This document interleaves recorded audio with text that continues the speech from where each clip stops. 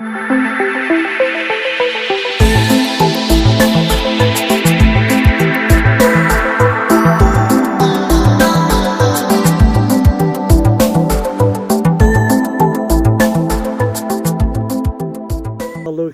at the White River Trace, where a lot of paintings began with David Plank.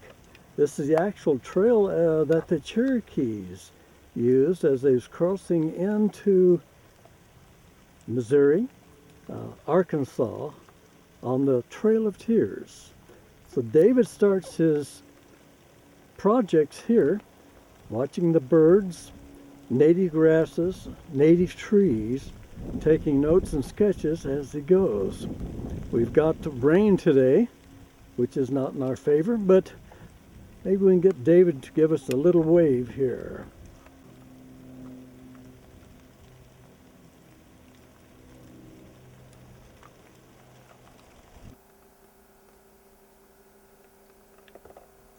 Welcome everyone. We're in the home and studio of Mr. David Plank, renowned artist from Salem, Missouri, with an interview today. So I want to welcome you, David, to the show, Spotlight on the Arts here at JCTV. Well, thank you. It's good to have you here in the studio and talking about birds especially. Yes, David is renowned, well known for his birds, and we'll talk about more about the birds and his artwork throughout the area, how that originates in his mind, and how he puts a painting together, etc., and many other questions that I'll enjoy throwing at him. I'd like to first, though, if you would, Dave, tell us a little bit about your history. You was born in Dent County. Yes. Just go ahead and let the viewers know a little bit about Dave, where he originated, etc. Okay. Both my families came in this area in the 1820s and 30s, and from the Plank side came from Germany, and I also have a smattering of Native American Cherokee on my mother's side. And I have been interested in birds since I was old enough to remember. I think we never know quite why we're attracted to subjects, especially when they're young. And but it's been a passion all my life, and I've enjoyed living in this area. And as some of you may know, a branch of the Trail of Tears, White River Trace, went through this area, and it goes through an area that I spent a lot of time in sketching birds. And it after being in the Army 3 years out of high school, I even did a little sketching of birds in Germany on the weekends. I would get out. There was a evergreen forest outside the base, and I would go sketch some birds out there. And I did a couple of oil paintings, but I can't find those. They're here somewhere, I suppose, but that's the only birds I've done, except some I did for Franklin Mint that were outside North America. But it's been enjoyable living in the Ozarks. My subject matter is nearby, and everybody, I think, especially living in the country, likes birds. And the community has been very supportive of my efforts. They know basically when I started, and they continue to enjoy my work. And I am privileged to live here among the good people of Dent County. The artists are known in their community, so there's not really a big deal made of it. So a person gets outside this territory, that's where he becomes known. But your community, as you explained, if you will, how do they support you? Okay. Several years ago, the city itself had a David Plank Day at the Natural Cultural Center here in town, and it was very nice. I appreciate that. Then a few years ago, the Retired Teachers Association. They were Plank Day. They're very supportive, and I never think of myself as being a celebrity. I just do what I enjoy doing, but it's always nice to know that other people enjoy what I do and appreciate that. Now, Mr. Plank, have you been an artist all your life, or have you a background in teaching, instruction? No teaching. I haven't had any art lessons as such. As far as I remember, as a child, I always thought I was an artist. And looking back, we may have a film of some of my early work. I don't know why I thought I was an artist, as poorly done as they are. And it's a good thing we don't know sometimes the level of our talent. We probably would quit. As a matter of fact, I know of someone who saw an exhibit of mine and had painted it one time. And I had my early work, and they said if I had known I could start at this early work and wind up today, I would have continued. But we never know that. So it takes a kind of inborn urge or desire to do something, art or otherwise, to really continue. Because if we were aware enough to know our skill level at a certain time, we would say no way. Well, what then would you say first inspired you? Was it basically like I feel sometimes personally with my artwork, it was more or less part of the genetics?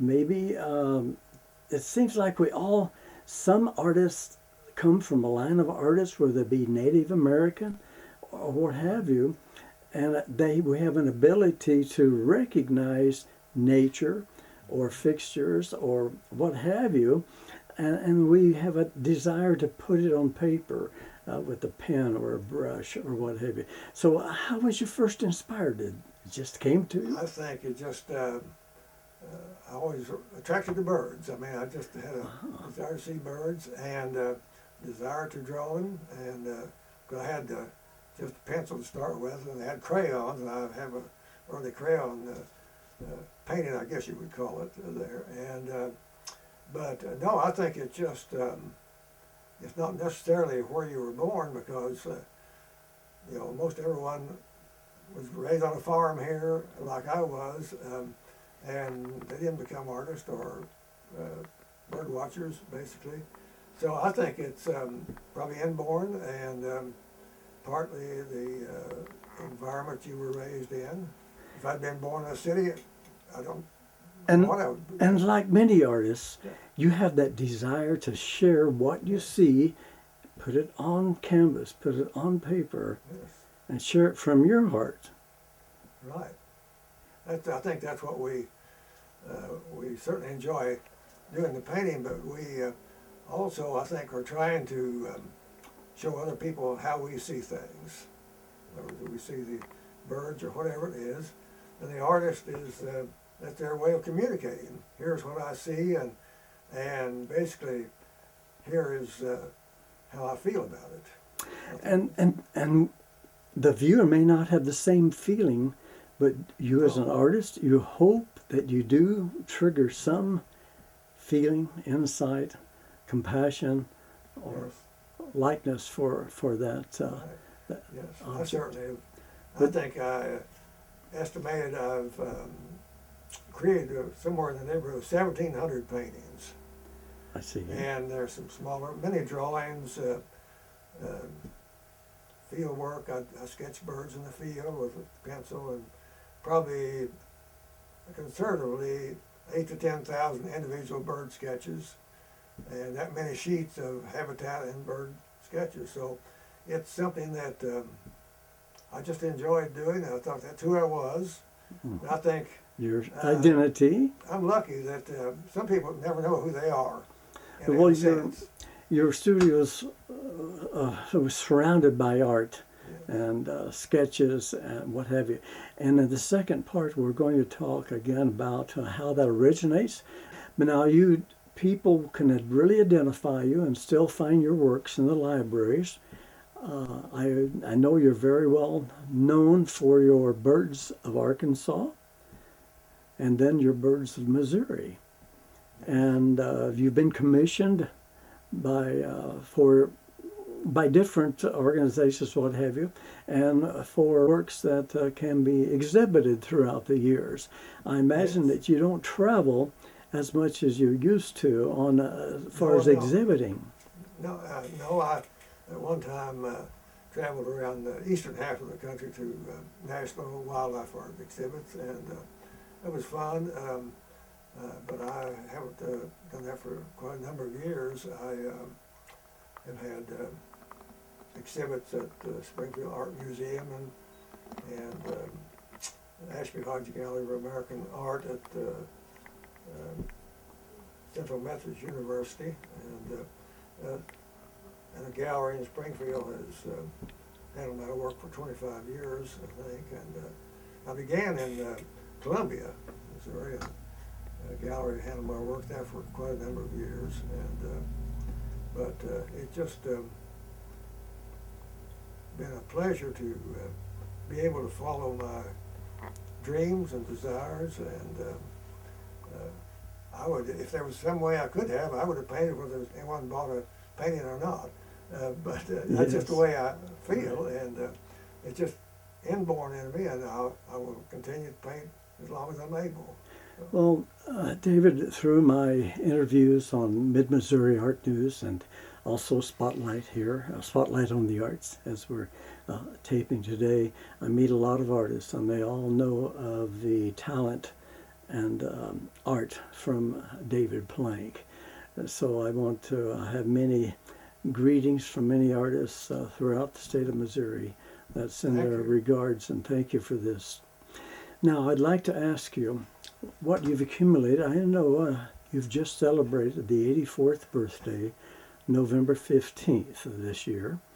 And I know as I get older, I'm thinking, what am I going to do with this that I put together and accumulated over the last 40, 50 some years? What is your plan now for the future at 84 years old? Well, I would like to find a museum or to purchase the majority of my collection. I have probably 300 paintings here in the studio going back to the 1950s and earlier. And okay, I'm working on a book. I would like to keep some for that. But that's what I would like to do. I think the field drawings probably historically are more important than the paintings I have. Yes. It may even be a record for the number of field drawings done. And that's in the 20,000 plus? Probably 8 to 10,000. 8 to 10,000. I'll be conservative. I don't want to overdo this. Humble, but Mr. Humble. I think that even that is a record. I don't know of anyone who has sketched that. But it was a natural thing I did, and I just don't feel right being outdoors in the field without binoculars and a sketch pad. And it's just something I truly enjoy, and it's an inspiration to be out there. And then I try to do paintings, and watercolor is an ideal medium for this, is to try and show some of the emotion I have and how I see birds and their habitat. And I hope that having a desire to do subjective paintings, I'm not objective, mine are subjective, and I hope in that way I can bring joy to people who, even though they may be outdoors, don't have those same feelings, and love to see what someone else sees when they're outdoors, and how they present that. Well, thank you, David. We're going to take a break, and when we come back, we'll find out how you are inspired and how you develop the overall subject matter and put the painting together from start to finish, and look forward to taking a look at some of your fine works. Okay. So hang with us, Thank you. everyone. We'll be right back. Thank you. Appreciate that. I enjoy talking about art and birds, so we're on the same page here. What do you guys want to do? I don't know. What do you want to do? I don't know. What do you want to do? 1, 2, ready, go. Gonna pull the stops, gonna make it go. You're living on a wing and a prayer. Gonna put them things together. You know it's now or never.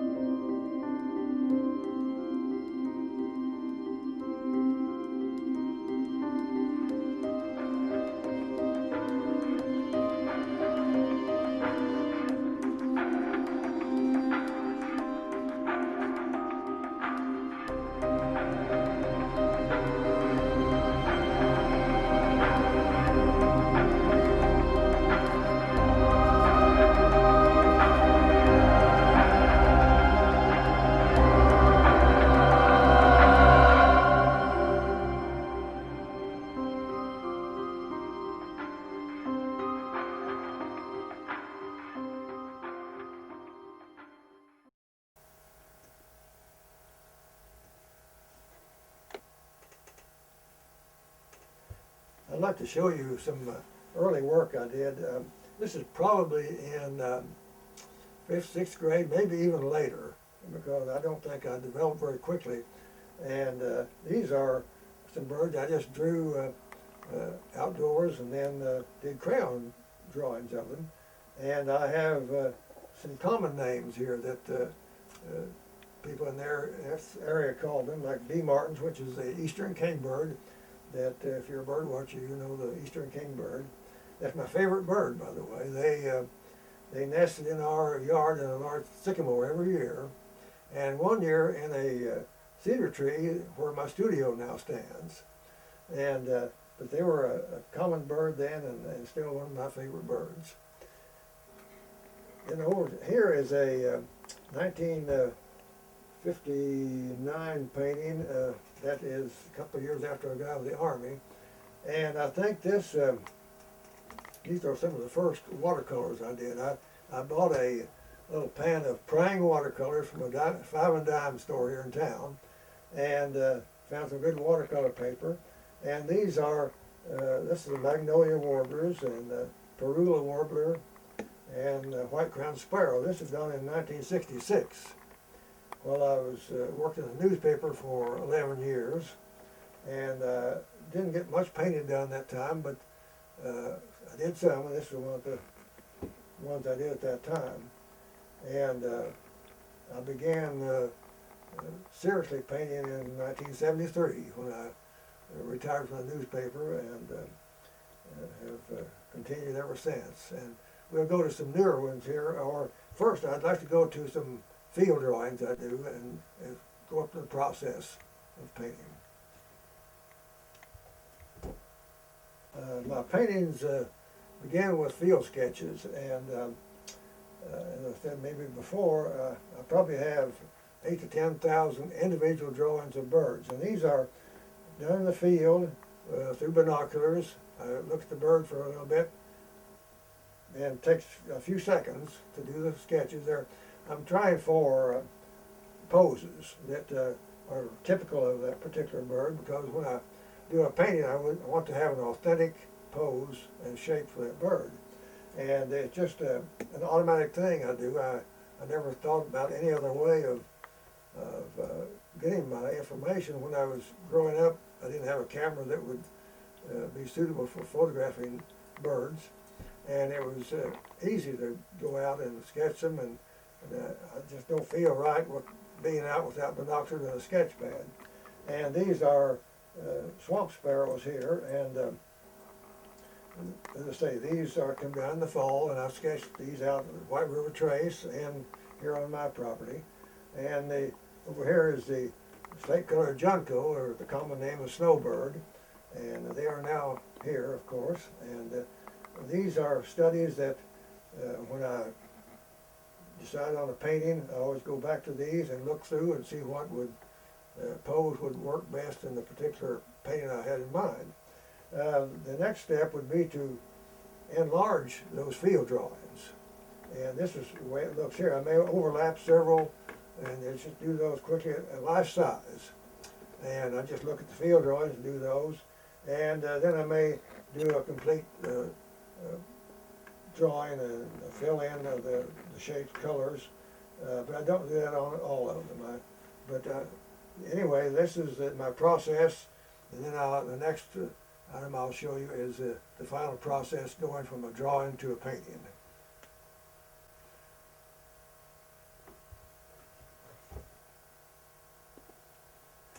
I'd like to talk a little bit about the final step to a watercolor painting. And as far as ideas, I've been asked several times, how do you come up with ideas for a painting? And it's just automatic. I have more ideas than I'll ever paint. I can go out to White River Trace or anywhere else and start sketching, and I see paintings everywhere. And so I have to decide which one I want to do and how I want to present that. Well, when I'm out sketching, I obviously see things in a certain way. I'm affected by what I see, and I think as an artist, that's the most important thing you can do, is try to convey to others your excitement about what you're doing. And so when I come up with an idea, the next step is to work out a composition that is pleasing. I try to have someone's called my painting non-threatening. A calm painting that has, I use colors to do so, but this is the final stage, and what I do is pencil the back of it. It acts like a carbon. I lay that on a watercolor paper, go over the image, and that leaves a drawing on the paper without having to erase or anything. I do all that on this. Everything's worked out here. This is a slate-colored Junco down below here, a watercolor painting on rag watercolor paper. It's somewhat of a melancholy painting of the fall before winter, or you might say waiting for winter. And on this one, as on most, I don't try to paint every leaf, especially in the distance, or grass, or weeds. And this, I put watercolor on a brownish, then dropped clear water in that. It's weeds, but you can't see a weed here. Just here, this is probably goldenrod that after the frost it turns white, kind of a flowery color.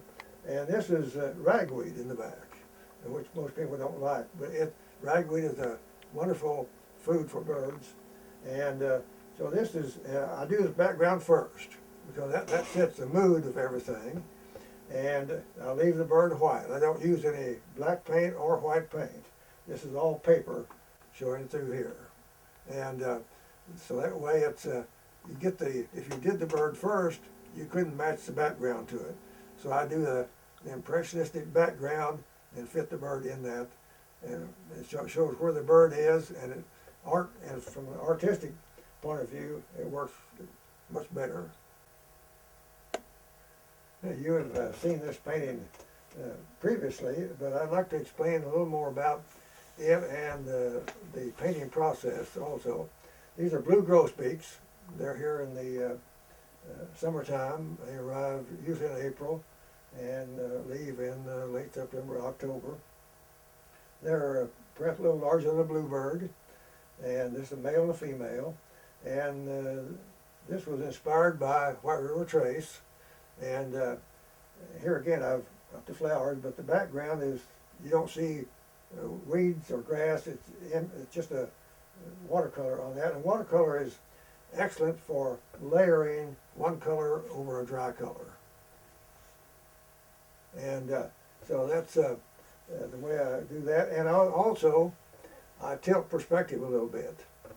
This is tilted so that is in songbirds, I don't like to show much sky.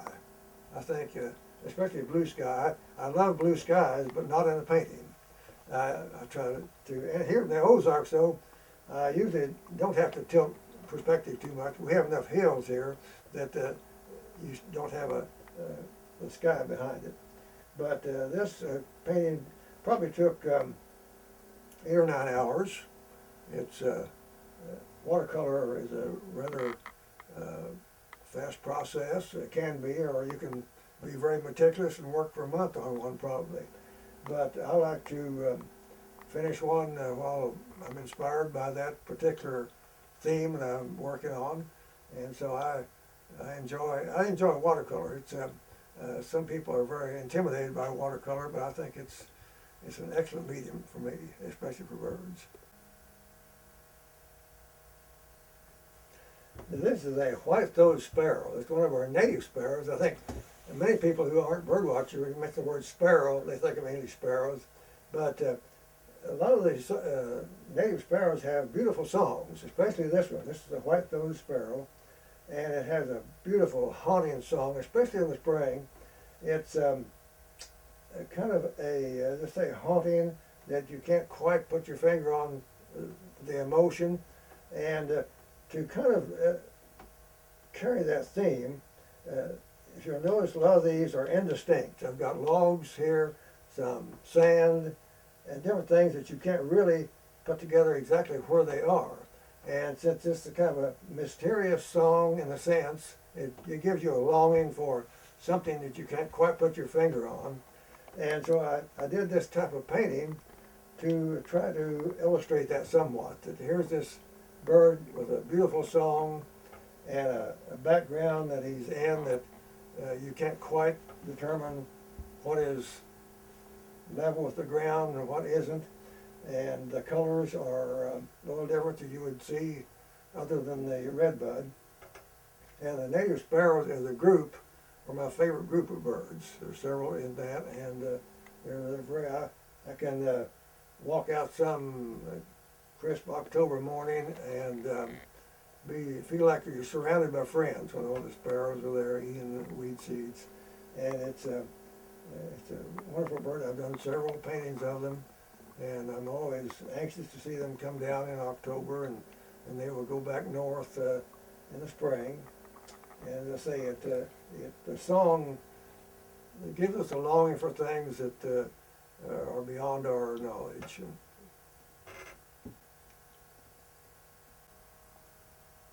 This is the slate-colored junco, and many of us grew up calling them snowbirds because a lot of times we see them during the first snow, although they're here now in early November. They usually arrive in mid-October, and they're a member of the sparrow family, but they're not colored like most sparrows. They spend the winter in the northern states in Canada, and this is a male and a female. This is from White River Trace Conservation Area, an area that about 2,200 acres. It's owned by the Missouri Department of Conservation, and it's a wonderful area that, especially for bird watchers, anyone else, maybe hunters who like to hunt bobwhite and so forth, but it's a wonderful place. And the primary inspiration behind this was to work out how to do birds and white birch against white snow. And so these are, if you saw these birch in a natural setting without snow, they would be white. That's how you would see them. But against the snow, they're not as white as snow.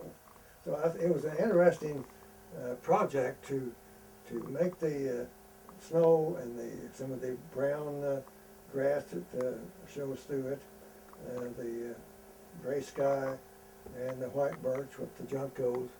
And I really enjoyed doing that, and one of my favorite paintings. Probably 26 years ago, I was sitting at this easel trying to work out some little small thumbnail sketches for paintings of a red-tailed hawk, I believe it was. And I don't know exactly what happened, but an idea came to me. How would geometric background be with a bird? And so I began working on that, and this is one of my later ones. It's of a barn owl, and my theory behind this sort of painting is that I just enjoyed the geometric shapes. I first started out with several freehand shapes behind the bird. I thought, well, if it's going to be geometric, it should be really sharp. So now I tape the edges, and I've come to the point of using 3 overlapping triangles. And where they overlap, which you would sometimes think would be dark, I leave that white, and it gives somewhat of a depth to it beyond here. Also, one of the ideas I had is to have a bird posed as if it was outdoors and unaware of the geometric shapes behind it.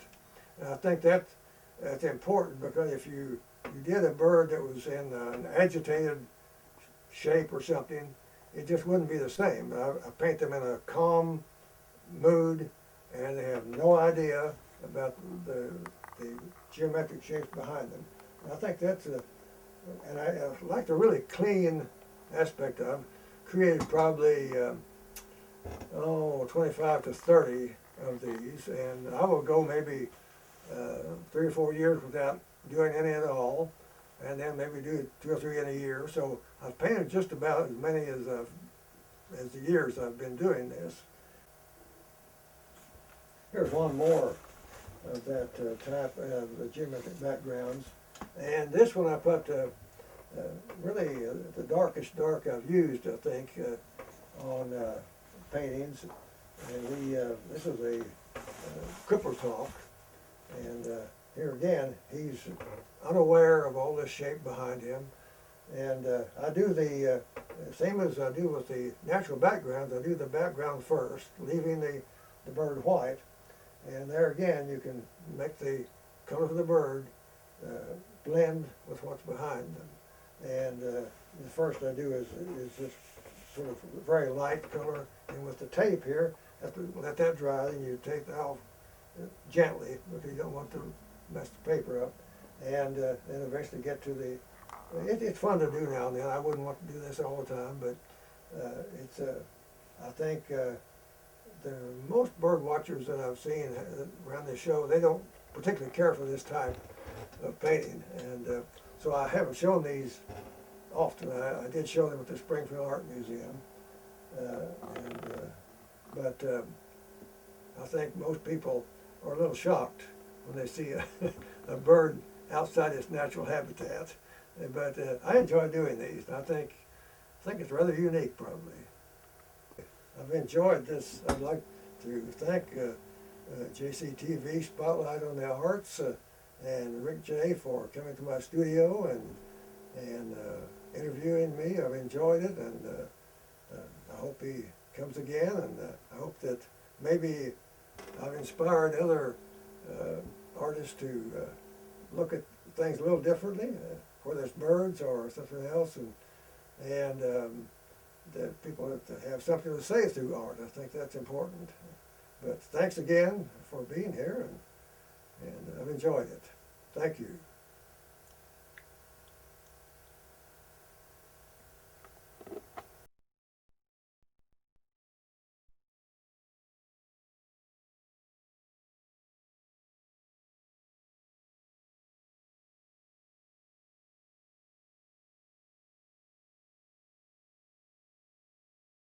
Thank you.